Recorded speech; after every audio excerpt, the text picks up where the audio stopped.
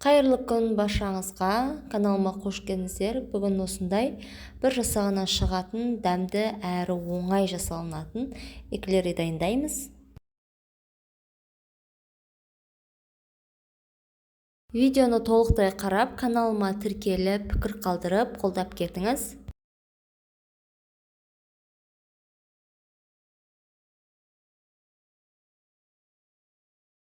Алдымен суымызға майымызды, тұзымызды салып, бір қайнатып аламыз. Одан кейін ұнымыздың барлығын салып, жақсылап араластырып аламыз. Дайын болғанша осылай араластырып тұрамыз.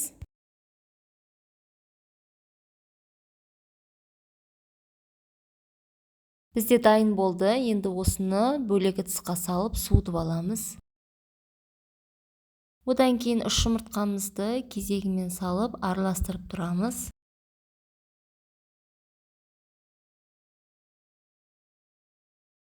Әр жұмыртқаны салған сайын осылай жақсылап екеуін араластырып аламыз, біріктіріп.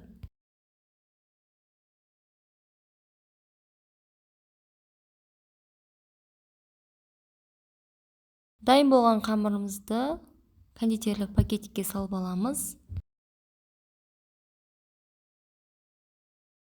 Одан кейін эклерді формаға салып, осылай салып аламыз.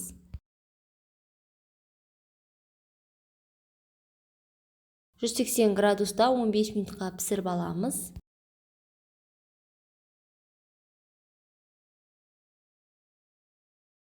Бізде эклеріміз барлығы пісіп шықты, қызарып, өте әдемі болып шықты.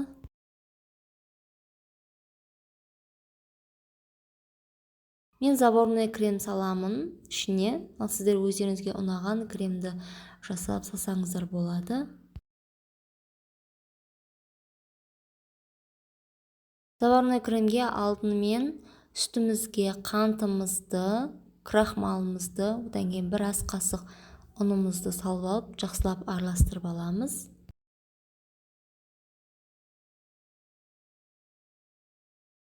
Одан кейін асты баяу отымызда қоюланғанша араластырып тұрамыз.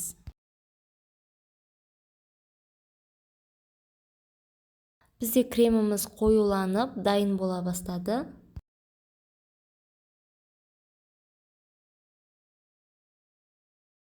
Енді осының үстіне сары майымызды салып, ерігенше араластырып аламыз.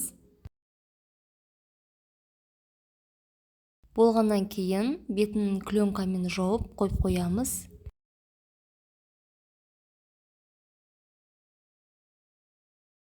Енді дайын болған кремімізді осы эклерге салып шығамыз.